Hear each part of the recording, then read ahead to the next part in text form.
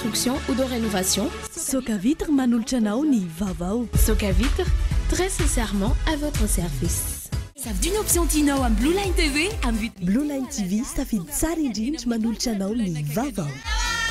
Blue Line TV safidy tsara indrindra. La couche molle fixe est beaucoup plus absorbante que les autres couches connues. Couche molle fixe manolotra anao ny fampalalam-baovao. La 4G Batelma vous présente ny vaovao. Raha tianao hanaraka fivoaran'ny teknôlôjia hatrany ao an-tokantranonao ka mitady ny lafatra sy ny mora dia tongava mitsidika ny magasin Vista apitan'ny Saint-Georges tsara lalàna. Magasin Vista manolotra anao ny fampalalam-baovao.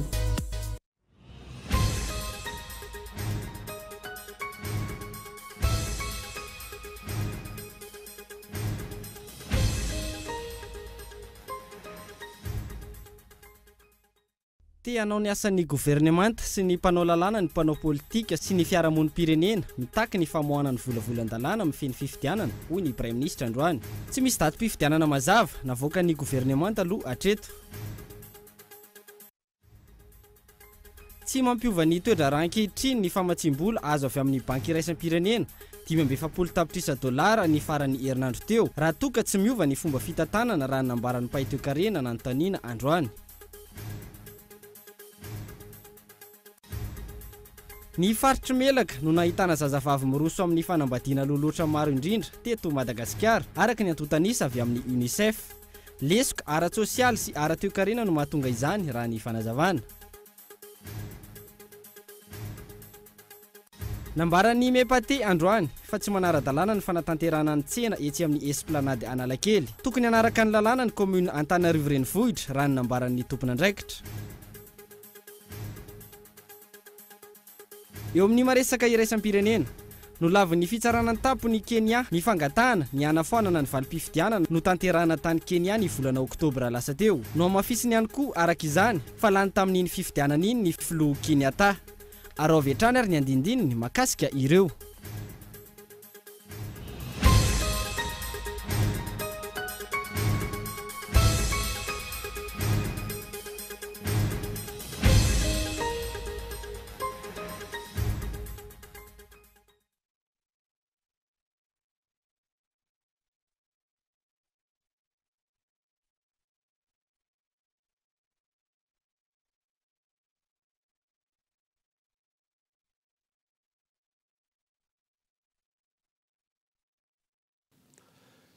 Miaraba tompoko lafinaritra tompoko vavy miaraba manokana ihany koa an'ireo mpanaraka ny vaovao Kolo TV any amin'ny faritra indrindra ireo manaraka izany amin'ny alalan'ny FM Toamasina DSTV Antsiranana ary TNTV Fianaratsoa. Ny anomboantsika ny vaovao dia hanao ny asan'ny gouvernemanta sy ny mpanao lalàna ny mpanao politika sy ny fiarahamonim-pirenena mitaky ny famoahana ny volavolan-dalàna amin'ny feny fifidianana hoy ny Prime Ministre tamin'ity androany ity. Tsy misy ny datim-pifidianana mazava navoaka ny gouvernemanta aloha hatreto. Fanadiny Fezo Rafaly. Manoloana ny fangatahany mpanao politika sy ny fiarahamonim-pirenena hanomezana azy ireo ny volavolan-dalàna amin'ny feny fifidianana izay vokatry ny asan'ilay komisiona mpanjinika sy mpandroso fanatsarana ny lalam-pifidianana na CCRP. Nilaza ny Prime Ministre androany fa anjara ny mpanatanteraka miaraka amin'ny komity iraisan'ireo ministera tompon'andraikitra amin'ny fifidianana no misahana izany fa tsy ireo mpanao politika sy fiarahamonim-pirenena no hisalovana ny asan'izy ireo.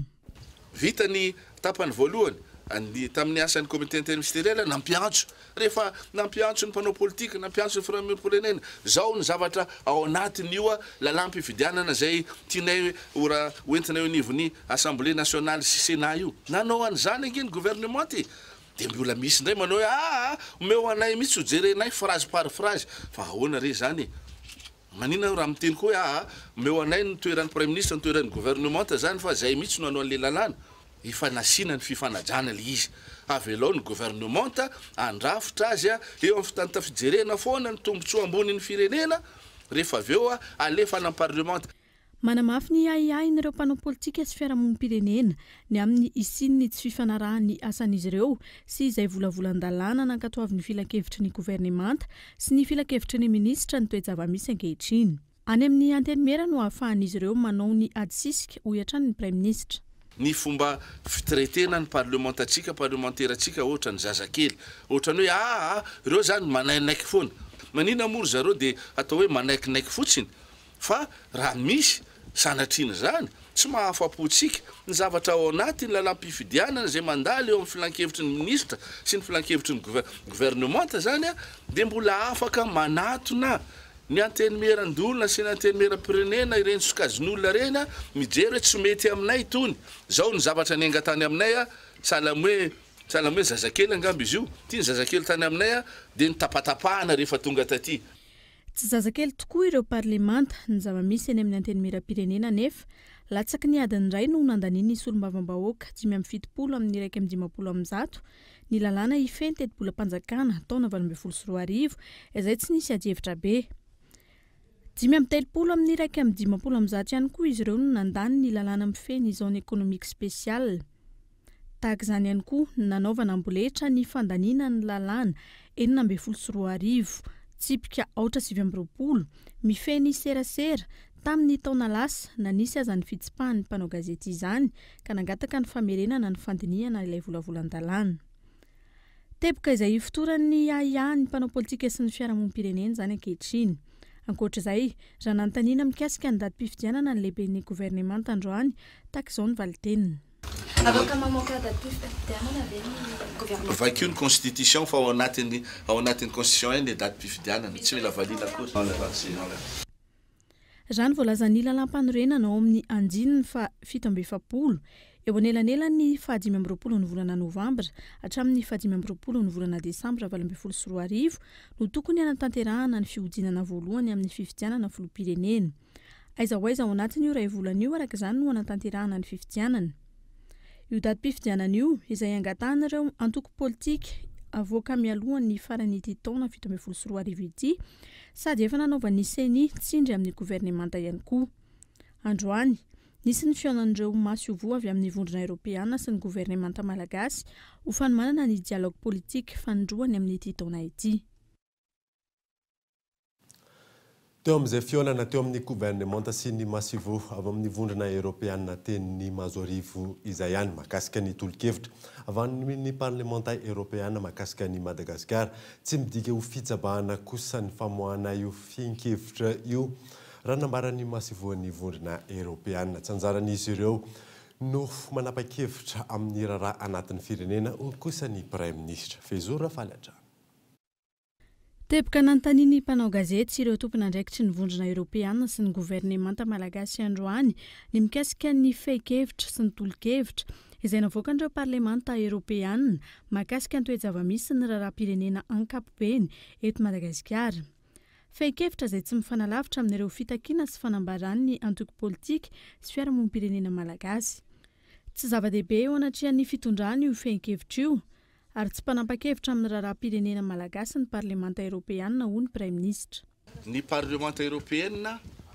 maneho ny heviny izy fa tsy afaka manery akory zay zany tiako azavaina amintsika manana ny fiandrianany Madagasikara maneho hevitra izy fa tsy manery sanatriny zany ny Madagasikara ankilan'izay tsy midika ho fitsabahana amin'ny raharaham-pirenena malagasy ny fanomezan'ny parlemanta eropeana tolo-kevitra raha nambaran'ny solotena maharitry ny vondrona eropeana androany manany amin'ny raharaha politika sy ny fampiarana ny demokrasia eto amintsika izy ireo il n'y a qu'une ingérence mais il n'y a pas d'indifférence non plus ça veut dire tsy misy ny fitsabahana anatin'izany tafiditra anatin'ny adevitra politika eo anivon'ny vondrona eropeana ny fehi-kevitra navoaka ny parlementera eropeana mampirisika amin'ny sy ny ezaka bebe kokoa izy ireo ary amiko anamafisana ny fametrahana ny demokrasia hatonga ny amin'ny fifidianana ekeny rehetra ary andraisan'ny rehetra anjara izay no hain'ny vondrona eropeana sy ny parlemanta eropeana satria misy foana ny risika amin'ny korontana teraky ny fifidianana teto Madagasikara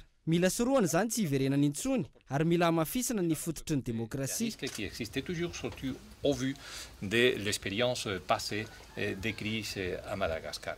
Raha tsy hivina enina pejy ny fehi-kevitra navoakan'ireo parlemanta eropeana ny herinandro lasa teo mahakasika ny raharaham-kapobeny eto Madagasikara isan'ny voaresaka tao anatin'izany ny ahiahan'izy ireo amin'ny fikasan'ny mpitondra ankehitriny hanova ny andininy sasatsasany ao amin'ny lalam-panorenana izay heveriny reto parlementera ireto fa hiteraka korotana sy tsy fitoniana eto Madagasikara teo ihany koa ny resaka kolikoly sy ny maro hafa nanamafy ny tokony isiany ny fifidianana filoham-pirenena malalaka ara-demokratika ary andraisan'ny rehetra anjara amin'ny taona 2024 ihany koa izy ireo. Mivahiny eto Madagasikara nanomboka androany ny solotena ny vondrona afrikana haritra efatrandro izy raha ny loharanom-baovao mbola ny fanohizana ny feuille de route sy ny fitoniana politika maharitra eto Madagasikara ny atondihany Andra Arson. Mandalo eto Madagasikara amin'izao fotoan'izao ny iraka avy amin'ny vondrona afrikana raha mitanina lama amira mijery fotony ny fanatanterahana ny fanapa-kevitry ny Conseil de paix de sécurité ny vondrona afrikana nandritra amin'ny fivorian'izy ireo fa 570 no totosaina tamin'ny faraka amin'ny 2 septambra taona 2024. Fanapa-kevitra izay mirakitra fa mbola tsy tomombana ny fitoniana eto Madagasikara indrindra eo amin'ny fifandraisana fahefana mpanantanteraka sy ny fahefana mpanao lalàna izay tranga mbola mitohy hatramin'izao amin'ny filazana matetika avy eny amin'ny antenimieram-pirenena ny fisiana motion de censure sy fandravahana birao maharitra. Fifandraisana izay efa namohan'ny ACCD hanaovana pacte de responsabilité izay tsy tanterahin'ny mpitondra hatramin'izao. Ny teboka fahavalo amin'ny fehi-kevitra dia milaza mazava ny amin'ny tokony hanaovan'ny fitondrana ara-janary mampianina hery ezaka goavana amin'ny fametrahana fanjakana tsara tantana sy ny ady amin'ny kolikoly. Mandritra izao fanalovana eto Madagasikara izao dia eo amin'ny mpitondra, antoko politika sy ny mpanohitra ary ireo fiarahamonim-pirenena itiraka amin'ny vondrona afrikana ity. Mampametra-panontaniana ny mpanara vaovao ny mampiziriziry ny fanjakana amin'ny tsy fanajana izay teny nomeny. Eo ihany koa ny finiavana lehibe amin'ny tsy fanarahana ny voarakitry ny lalàna toy ny fametrahana ny mpanohatra amin'ny toerana izay voalazan'ny lalàna mazava, fizirizirina amin'ny tsy finanantototsana izay voarakitra pacte de responsabilité sy ny fitoniana politika eto Madagasikara. Fa toy ireo vahiny indray kehitriny no miezaka amin'ny fomba rehetra hampisa amin'ny fitoniana eto Madagasikara izany. Ny mpitondra vao makaiza mampisavorivory malagasy toy ny valiteny nataon'ny Premier Ministra mpanao gazety androany nandritra ny fiaonana ho fanomanana ny dialogue politika fandroana amin'ny taonty teny amin'ny lapa Mahazo arivo. Tsy mampiova ny toedra raha-pirenena ankehitriny ny famatsim-bola azo avy amin'ny banky iraisam-pirenena 570 tapitrisa dolara ny farany herinandro teo raha toka tsy miomba amin'ny fomba fitantanana raha nambaran'ny Pay Toekarena izay nanontaniana tamin'ity androany ity. Miantarandriana Ny farany herinandro teo no nahazo famatsim-bola avy amin'ny banky iraisam-pirenena amin'ny tentina 570 tapitrisa dolary i Madagasikara.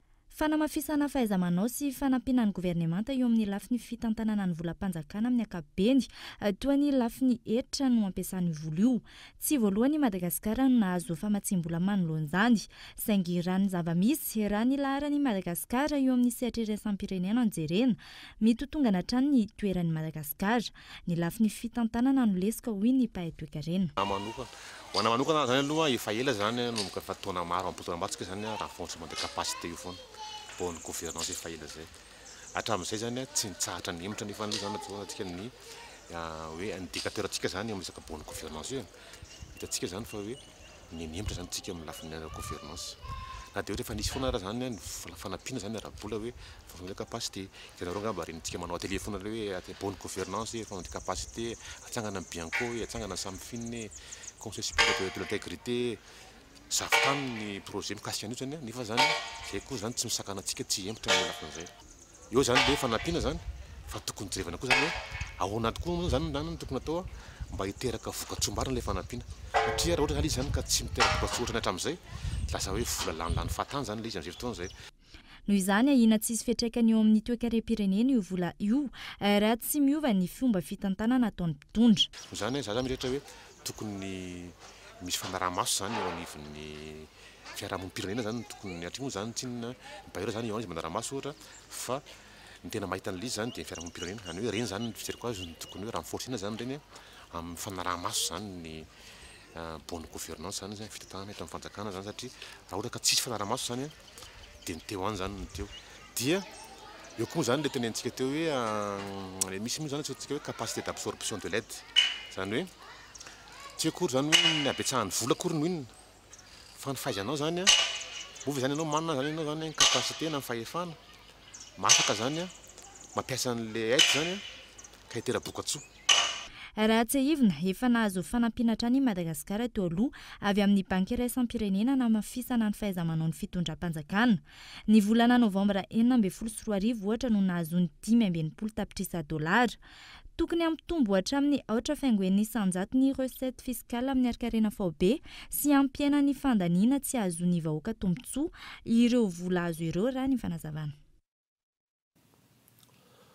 olana eo amin'ny fanatanterahana ny asany tsy fampiny oentomanana ho ny filohan'ny CFM tamin'ity androany ity. Ankoatr'izay mbola tsy misy ny lalàna momba ny fanonerana ireo niarambony ny taona 2020. Iona saina. Tsy ampy ny oentomanana ny filan-kevitry ny fampihavanana malagasy hoy ny filohany ny maraina teo. Izay no antony mahasarotra ny fanatanterahana ny asan'izy ireo. Ny teti-bola no rafetin'ny FFM ihany koa no mbola ampiasan'izy ireo raha ny fanazavana hatrany. Fa izy io dia tsara ny manamarika fa miankina amin'ny oentomanana hatramin'izao zany mbola kely de kely ny eo am-pelatanana fa ho hitantsika eo. Raha resaka fitaovana zany anie zahay mbola tsy manana na bisikileta mbola tsy anananay. Zany rehetrarehetra zany ny zavatra tsy maintsy atao hoe le izy c'est il ne pas confondre vitesse et précipitation. Fa ny atsika de processus io 10 taona ny mandanay ao anatin'ny 10 taona zahay ny anao anio. Raha ny fanazavana ity filohan'ny CFM ity hatrany, 9 miliara ariary no teti-bolan'ny FFM anatanterahana ny fampihavanana eto Madagasikara. Mbola tsy nivoaka nefa io vola io izay ho ampiasain'ity CFM ity. Raha ny fampitana ny fafana fitsinjarana ny vola ho andro androm-panjakana sy ministera ny taona 17 sy taona 20 nefa mitombo ho 7 miliara sy 320 tapitrisa ariary ny teti-bolan'ny filan-kevitry ny fampihavanana malagasy ny amin'ny taona 20 Manoloana izany, mametra-panontaniana ny mpanaro-baovao. Ino no namaika nampijoroana ity rafitra ity raha tsy ampy ny oentomanana ahafahany miasa. Hatreto, mbola tsy nisy ny olona nangataka teo anivon'ny CFM nijerena ny antota taratasin'izy ireo raha ny fanazavana hatrany. Ankoatra izay, mbola tsy misy ihany koa ny lalàna momba ny fanonerana ireo izay niarambona ny taona 2020. Mbola tsisy zany hatreto fangatahana tonga aty aminay. Ka zahay tsy hoe hangataka an'zareo hangataka aty aminay fa ry zareo zay mahatsiaro fa mila an'izay na filoham-pirenena na olon-tsotra ry zareo no mangataka aty aminay. Profina zany mety misy vokatra hipaika amin'ny vahoaka malagasy asan'ny CFM. Efa misy ange zao ny zao ny processus ange ty zavatra ty. Ohatra moa ny resaka indemnisation mbola tsy vita ange ny lalàna mikasika an'izany mamariparitra ny hoe iza moa le olona tokony hahazo fanonerana zavatra ohatran'ino ny tokony omena fanonerana. Miandry ny vahoaka malagasy ny mba hisiany asa mivaingana azo tsapahitanana avy amin'ity rafitra ity. Mba tsy ho rafitra andany ny volam-bahoaka fotsiny fa isy ny fiantraikany amin'ny fiainan'ny malagasy. Nisokatra nanomboka tamin'ity andro an'ity ny fivoriana tsy ara-potoana ny CFM izay aharitra 3 andro ka isan'ny olona adinika amin'izany ny fametrahana sy ny fijerena ireo asa ho atao laharam-pahamehana. Niona tamin'ny mpikambana ao amin'ny CNIDH ireo solitenan'ny mponina avy any Antsakabary izay nijoro vavolombelona amin'ny herisesatry ny fandoroana ny tanàna niatra tamin'izy ireo tetsy 67 hektara moa izay fionana izay fionana izay tsy natrehan'ny mpanao gazety noho ny fangatahany ireo vavolombelona. Andra Harson. Mandalo eto andrenivohitra amin'izao fotoana izao ireo solitena mponina avy any Antsakabary izay mijoro vavolombelona sy mitory amin'ny raharaha nanaovan'ny polisym-pirenena miisa 7 abibiana tamin'izy ireo sy nandorana tanàna tamin'ny fokontany 10 tany amin'ny commune Antsakabary ny 2 febroary lasa teo. Hatramin'izao dia manginy ty raharaha ity. Na dia efa nampanantena ny gouvernement aza fa efa tokony niakatra fitsarana tamin'ny faraparan'ny volana aogositra ireo polisy taorian'ny famotorana sy fanadihadiana natao azy ireo. Ny ao natam-pikambana eo anivon'ny CNIDH ireo solitena avy any Antsakabary eo ny maraina teo. Tsy azo natrehan'ny mpanao gazety ny fionana no nitahotra ireo solitena avy any Antsakabary ireto amin'ny mety hisian'ny faneriterena azy ireo indray. Ny loharanom-baovao nahafantarana fa mangataka ny fanampin'ny mpikambana eo anivon'ny CNIDH izy ireo amin'ny fiarovana ny zon'izy ireo sy ny hanafainganana amin'ny fitsarana ireo polisy nanao bibiny tany Antsakabary ireo. Noho ny tsy mbola ny akaranty raha ity fitsarana hatramin'izao dia mbola miaina tanteraka natahotra sy rory mponina any Antsakabary amin'ny fisian'ny tsy maty manota ka mbola mety hiverena amin'ny valifaty toy ireny natao amin'ny polisy azy ireo ireny. Ankehitriny miaina anaty orory toy ireo mponina avy any Antsakabary ny ankamaroany malagasy manoloana ny raha-matahora avy amin'ny mpitondra sy ireo mpitandro filaminana sasantsasany. Raha tsy ahivana ny 20 volana febroary lasa teo no nanao be midina tany Antsakabary ny polisym-pirenena miisa 7 avy amin'ny Mahajanga namaly naman'izy ireo 2 lahy izay nisy namonina nandritra ny fisamborana olona hanaovana fanadihadiana no ny resaka alatra dokotra tany an-toerana. Mbola tanterina aminao eto amin'ny fampahalalam-baovao ny Kolo TVFM ihany ny toy ny zao dia andretom-ponina avy any Antsakabary eto andrenivohitra izao. tsy ny lalàna momba ny fananantany ny olana eto Madagasikara fa ny fampiarana azy hoy ny nambaran'ny mpikambana eo anivon'ny SIF ny ady tany izay mitohy atrandy toy ny tranga teny Ankasina ny maraina teo tokantrano efatra no tsy manan-kialofana Yona Saina. Fianakaviana efatra no tsy manan-kialofana ao amin'ny fokontany Ankasina. Antony lasa n'olona mahitahita ny tany misy ny trano fonenan'izy ireo raha ny fitantaran'ireo mponina voakasika ity fandroana ity. Io maraina io tonga teny an-toerana ny mpitandro ny filaminana sy ny vaditany nandroaka azy ireo. Mitantara ny zava-misy ny renim-pianakaviana ny arany izay fandroana izay. Zay rehefa niady tany amin'ny tribunal dia lazany fa hoe resy zay. Dia izay ozy izay hoe zay sy miala eto raha sy misy taratasy avy any amin'ny tribunal mandroaka anay. Tamin'ny herin'ny talata izy ny tonga tao aminay tamin'ny valo sasany alina. Dia hoe raha ohatra nareo ka miala eto raha pisy dia raha pisy dia sy mandoa an'ilay vola. Tsy mandoa ny vola ny lycée zay maketo dia sy mandoa ny vola onitra zay nangatanay dia sy mandoa le vola lany tany amin'ny tribunal. Dia androany maraina tamin'ny 5 sasany ny tonga teto le lycée sy ren'le polisy reny zany tonga dia namoaka ny entanay. Raha ny fantatra ny vavolombelona tamin'ny nividian'ny retolony retony tany tamin'ny tompony ny taona 1970 no milaza fa manana taratasy ara-dalàna ary nandroaka azy ireo ny maraina teo. Samy tsy hita tena toerana nandritra ny fidinany fotony nataon'ny mpanao gazety na ilay milaza ho tompo-tany na ny vadi-tany. Tsy ny lalàna no olana eto Madagasikara fa ny fampiarana azy hoy Raparson Eric mpikambana eo anivon'ny SIF na ny sehatra iombonan'ny fananan-tany. Ny tsy fisian'ny fitsimbinana sy ny fampanjakana ny vola ireo no isan'ny mahatonga ny olana eo amin'ny fananan-tany eto Madagasikara raha ny fanazavany. Mila tsy titena zany mila mijery ny hafa zay ny hitako tsy ampy eto zany. Satria misy fitongilana eo amin'ny hery mifanandrina izay tsy mitovy dia ny manam-bola sy ny tsy manana. Ny tsy manam-bola ny kely ananany arany mbola esorina aminy. Lalàna nefa miteny fa ohatra hoe mipetraka efa ela amin'ny toerana ianao ka raha mbola tsy vita titra izy dia verina fenao ny tompony. Tsy lalàna tamin'ny 2005 zay no mivoaka fa tsy vao tamin'ny 2005 zay toe-tsaina izay fa tafiditra tamin'ny lalàna tany amin'ny taona 90. Isan'ireo fototra mahatonga ny fahantrana eto Madagasikara ity olany fananantany ity raha ny fanazavany hatrany. Fa olana roso ny tipikambana eo anivon'ny sehatra iombonan'ny fananantany ity ny fanovana toe-tsaina. Resaka fahaizana lalàna tsony le izy na hoe ana fa fijerena ny hafa. Fijerena ny hoe hoaiza le olona raha isoronao amin'ilay toerana. Ny ady atao rehefa miresaka dia hoe ady amin'ny fahantrana. Ny fanalanao amin'ny olona toerana anankiray malagasy. Dia mazava loatra fa tsy maintsy ahantry ny olona iny nefa ataontsika hoe ny tanjona dia hoe ny tsy isiany mahantra raha azo atao zany ary azo atao zany raha mijery ny firenena hafa azo atao zany. Ny finiavana araka izany no tsy misy na tsy ampy avy amin'ireo tompona ndraiky mpanjakana mahatonga ireo olana ny fananantany. Ny finiavana toy ny fijerena ny tombontsoan'ny sarababem-bahoaka fa tsy ny tombontsoan'ny tena na ny tombontsoan'ny olombitsy toa ny tranga maro miseho amin'izao fotoana izao.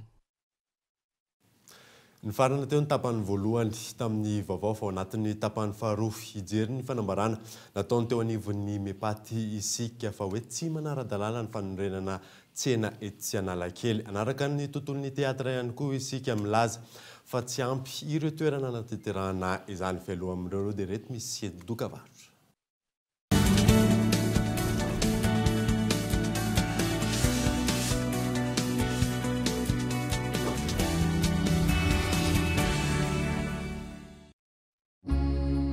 De 1 an, ce que votre bébé expérimenté apprend participe à construire l'adulte qu'il deviendra demain. Son cerveau et son système immunitaire se développent de façon très importante au cours des 3 premières années de la vie. Dans notre centre de recherche, nos experts ont développé le lait de croissance Apta Junior avec Pronutra Plus, élaboré pour les petits à partir de 1 an pour les aider à construire leur avenir pas après pas.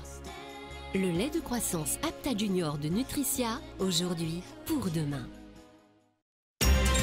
Mesdames, messieurs, chers parents, voici Théo, le bébé qui consomme le plus de liquide au monde. Le monde entier parle de lui. La vraie question est de savoir, quelle couche peut absorber autant de liquide? Quelle couche Théo utilise-t-il? Mon fils Théo utilise bien sûr la couche de bébé la plus absorbante, la couche Molfix. La couche Molfix est beaucoup plus absorbante que les autres couches connues. Les bébés sont sous protection de jour comme de nuit, chaque jour de la semaine. Molfix. Maman. Promo rentrée. La fibre Baitelma est à seulement 249 000 arias. Partout à Madagascar, vite installé, illimité, ultra rapide, seulement à 249 000 arias. La fibre Baitelma, c'est maintenant. Telma, numéro 1 de l'Internet à Madagascar.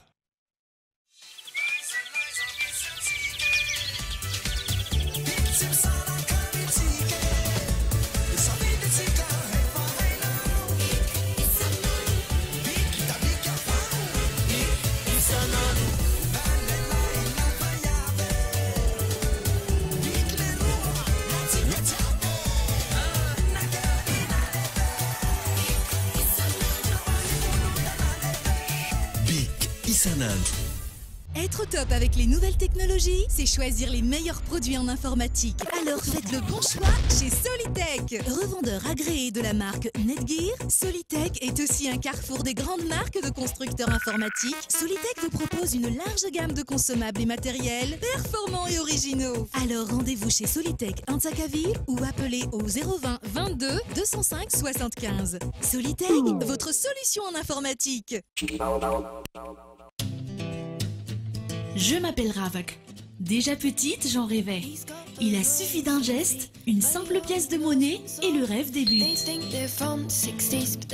Avec le temps, j'ai grandi avec ma passion.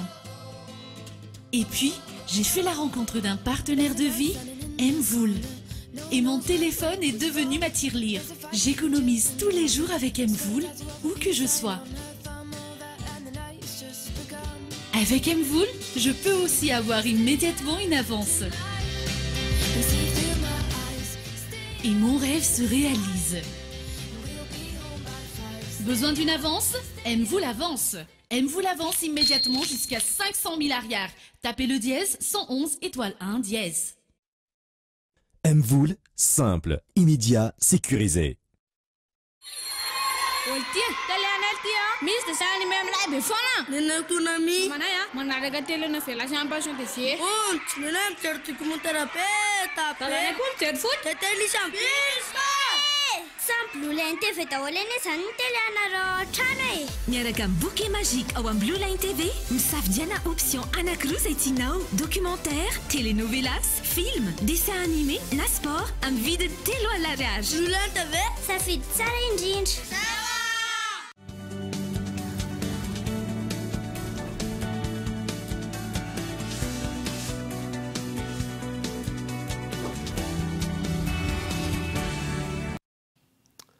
Nanoisantsika ny vaovao azy miady irery ireo orinasa malagasy tsy misy fanampina avy amin'ny ministeran'ny indostria hoy ny fanazavany ireo mpandrara malagasy manana orinasa amin'izao fotoana izao ny ministry ny indostria vao milaza fa hijery akaiky ny hanampina ny orinasa malagasy Mikaela Ramarola. Nanomboka tamin'ny taona 7 no niditra tsikelikely teto amintsika ny entana vahiny araka ny didim-panjakana nivoaka tamin'ny 9 septambra 7 ny roborobo zany taty aoriana ary nanimba ny tsena ny orinasa malagasy teto amintsika. Ankoatr'izay anefa tsy ampy ihany koa ny hoentimanan'ireo orinasa eto an-toerana ka tsy afaka mifaninana amin'ireo orinasa vahiny mampiditra ny entany eto Madagasikara izy ireo. Atreto aloha zany raha resaka tena hoe resaka partenariat sy resaka resaka financement zany amin'ny ankapobeny zany tsy de misy loatra fa tena hoe miainga avy aminay tanteraka mihitsy zany resaka zay zany de misaka avy aminay resaka zay zany nanangana an'le izy de zay miezaka mitady mpanampy sy mpiara-miasa. Izao vao hijery akaiky ny olan'ny orinasa malagasy ny ministry ny indostria raha ny nambarany androany ary atao miandalina ny fitadiavana vahaolana. Vitsy ny orinasantsika no manondro rany ivelany fa presque mamokatra ny ampiasaina ato anatiny daholo dia ho atao koa izay fomba hanentanana io raharaham-panjakana ny gouvernement dia raha ihany misy miara-miasa amin'ny ministera izay miandraikitra an'izany hanamafisana olona ny fanentanana ny mpamokatra mba hitodika amin'ny fanondranana eo amin'ny fanajana ny norme sy ny qualité. Androany kosa ny andro maneran-tany ho an'ny fampiroboroboana ny orinasa aty Afrika. Nisy ny fankalazana izany teo amin'ny lapan'ny tanàna n'Antananarivo renivohitra, niarahana tamin'ireo orinasa malagasy sy ny tompon'andraikitra isan-tokony. Nanambara ny mepaty Androany fa tsy manara-dalàna ny fanatanterahana tsena etsy amin'ny esplanade Analakely. Tokony hanaraka ny lalàna ny commune Antananarivo renivohitra raha nanambara ny tompona ndraiky fanadina Albertin Ramialarivo. Ho fanatsarana ny tsena eto amin'ny commune Antananarivo renivohitra no antony hanamboarana ny eo amin'ny esplanade Analakely. Nametraka lamina araka izany ny tompona andraikitra teo anivon'ity tsena eny amin'ny esplanade Analakely ity. Fa mafisin'ny commune Antananarivo renivohitra fa tsy amidy io ary tsy ampanofany io ary tsy azon'olona le tompo mivarotra eo izay olona mivarotra eo tsy afaka manofa toerana ary efa izay moa ny lalàna fitsipika amin'ny fiantsena hoe tsy misy ny mpivarotra afaka mivarotra toerana ka fampitandremana ny atao amin'ny commune ho an'izay tratra ary isy fanaraha-maso entitra apetraka ny commune Antananarivo renivohitra amin'izao fotoana izany amin'izao fotoana izao zava-misy izao toy ny eny Ambalavao Nisotra dia mafandrify mihitsy ny amin'ny varavaran'olona amin'ny vavahadin'olona tsika iarahantsika malala ny tsy fisiany sécurité amin'izao fotoana izao nefa lasa tsika ihany koa lasa tsy manatanteraka tsy manaja lalàna dia vavahadin'olona no asiantsika tsena sy itsika indray lasa midony toeran'olona misy fanaraha-maso izay misy fanentanana ary midina ifotony tompona indray. Tsy manara-dalàna nefa io fanamboarana ny tsena eo Analakely io araka ny lalàna 5.4 tsipika 2.20 na iza ka anao fotodrafitrasa dia tsy maintsy mahazo permis de construire na eo amin'ny fitondrana aza dia tsy maintsy maka fahazon-dalana anorina. Miantso ny ben'ny tanàna izy ireo ifanantona raha nanambarana ny tale général ny fanajarena ny tany sy ny fampitaovana. Antranomasinar io construction eo amin'ny pavillon Analakely izay destiné io dia parking ao anatin'ny prescription d'urbanisme dia tsy ara-dalàna. Asakasaka izay rehetra nan'ilay voly fa mazava ny fanjakana destiné ny toerana dia parking. Raha naovana tsely izany dia misy fangatahana fanovana ny fampiasana ny tany ary tsy maintsy biblika ihany fa tsy misy privatisation azonao atao mikasik'izay.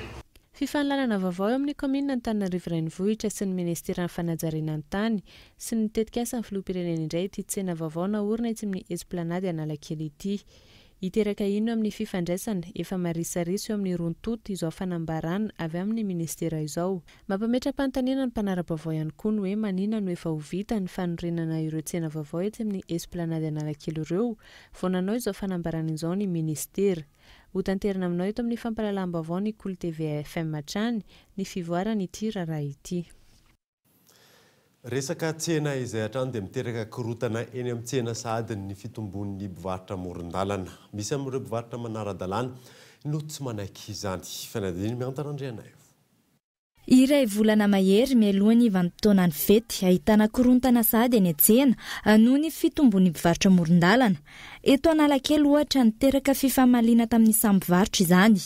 Ny zava-mitranga zany ekena aloha hoe varotra aty amoron-dalana zareo izay manana pavillon fa zao izy manana pavillon io eny hoe enay mandoa abonnement tsara resaka taratasy ara-dalàna daholo nenay fa eo alohanay io ivarotana io dia mba miteny anazy zay dia izy milaza fa hoe ananana olona commissaire ananana procureur ekena aloha tena ekena hoe ny arabe tsy fivarotana ny trottoir ny olona ny arabe amin'ny tomobile ny pavillon mipetraka aty fa eo amin'ny devant-nay eo mihitsy izy no mivarotra. Tamin'ny voalohany io sibika anankiray ny amidiny eo dia avy eo ampitombony sibika anankiroa indray dia farany latabatra be io ny ataony hoe. Ny fanomanana ny tsena volana Desambra no mahatonga korotana io. Tsy milamy mandraraha na nisy aza ny fitaraina nataon'ireo mpivarotra eny anivon'ny commune Antananarivo.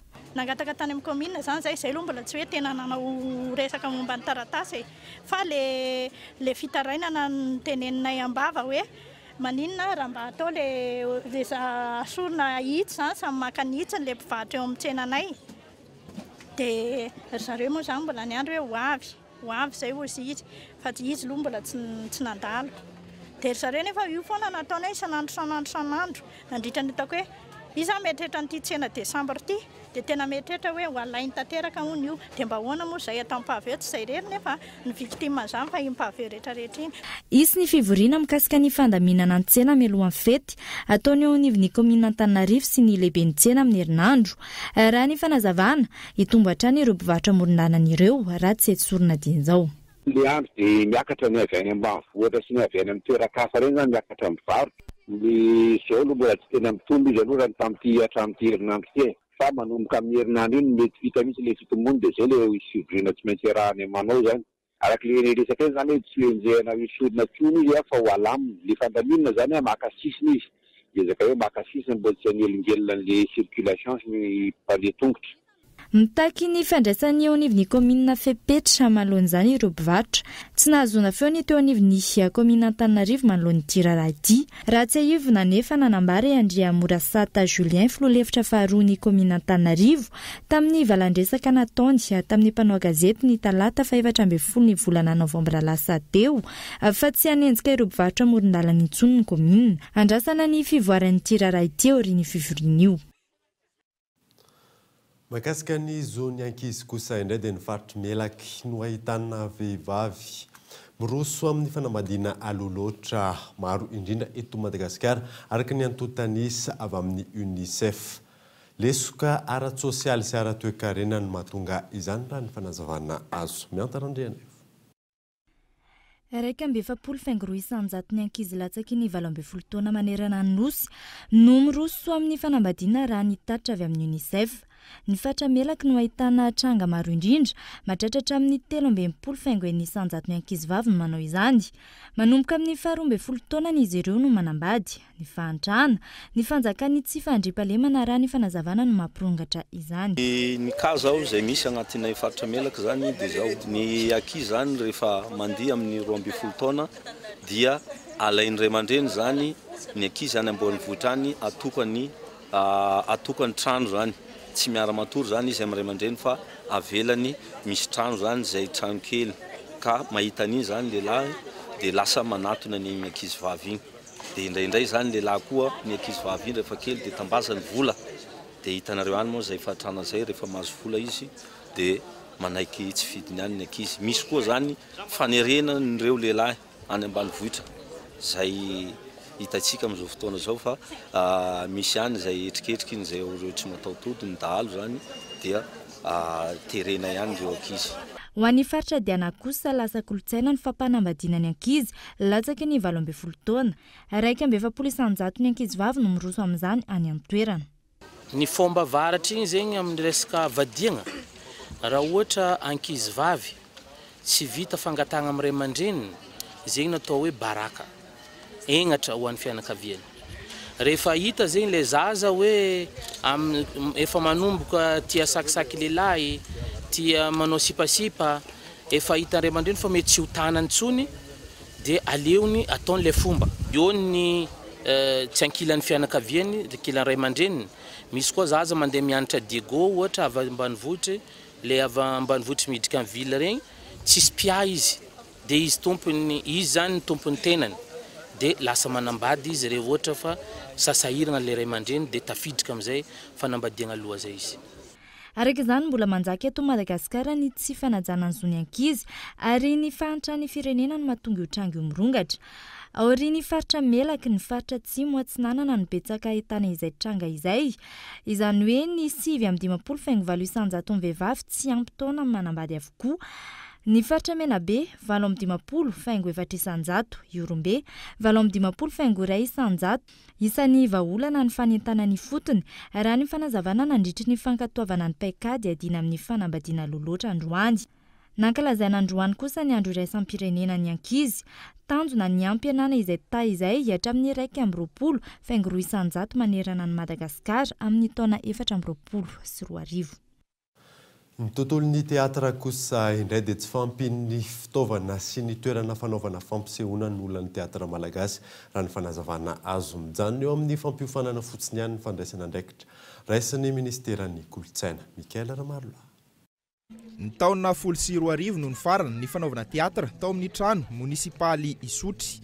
Ny trampokin'olona Analakely no afaka ilalaovana teatra ankehitriny ho an'ny rehetra saingy olana ny fahateren'ny trano sy ny tsy fahampian'ny fitaovana.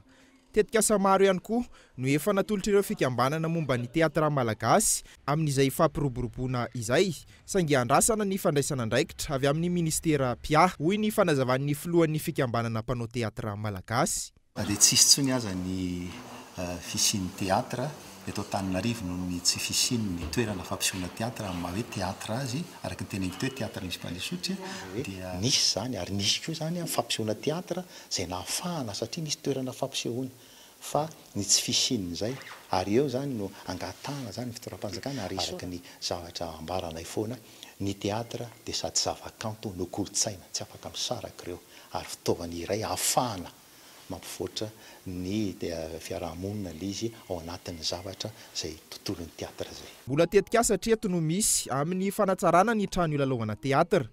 Eo amin'ny fanamafisana ny traikefan'ireo mpisehatra sy mpitarika ny mpanao teatra treto no mbola vahaolana any afaka omeny ministeran'ny kolotsaina amin'izao. Ny somary hitanay hoe indro kely zany dia eo amin'ny lafiny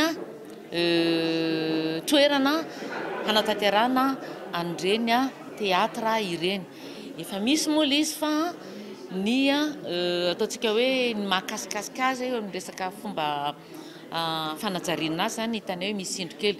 Nefa na sanat zany miezaka ny ministera hanatsara an'ireny toeran'ireny. Anao tetika azy miompana indrindra amin'ny famerenana ny aina vao, fanomezana aina vao izany teatra malagasy zany.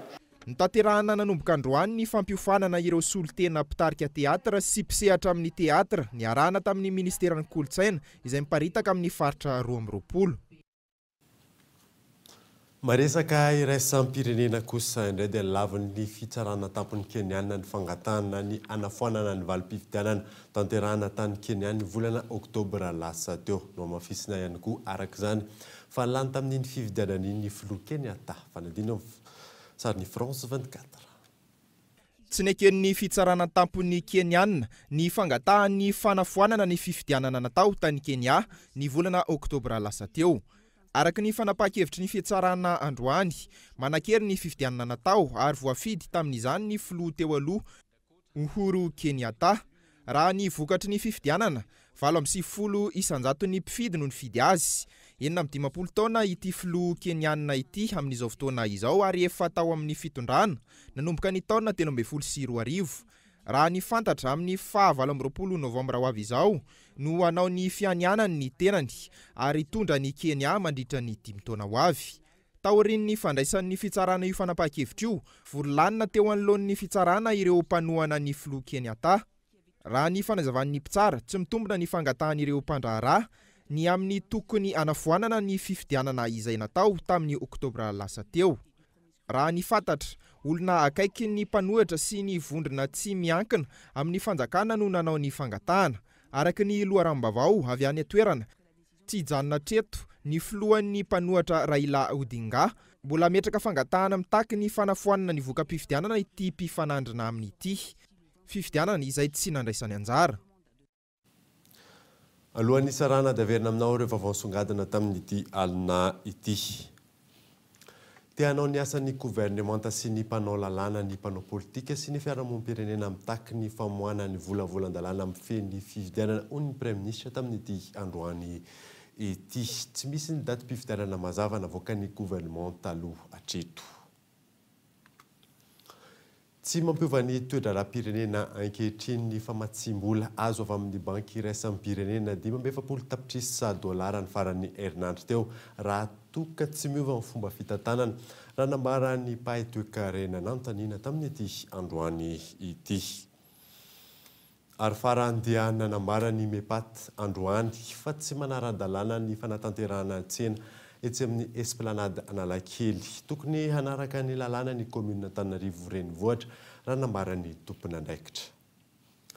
Dia izay mamarina vaovao tamin'ity alina ity, hankasitrana ianao nanaraka izany. Soava tsara daholo.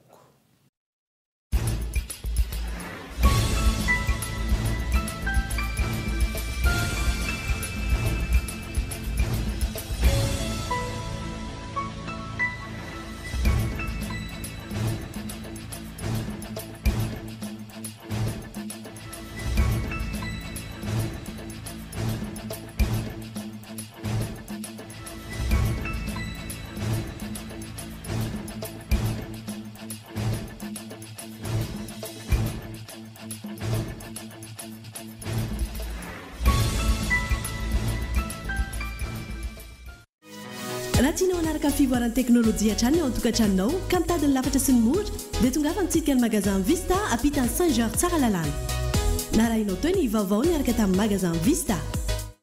La 4G by Telma vous a présenté Ni Vavao. La couche molle fixe est beaucoup plus absorbante que les autres couches connues. Na raha inao teo ny fampalalambavao niaraka tamin'ny couche molle fixe. Savent d'une option Tino à Blue Line TV à vue. Ni vaovao dia ny rahanao tamin'ny Blue Line TV safidy tsara indrindra. Blue Line TV safidy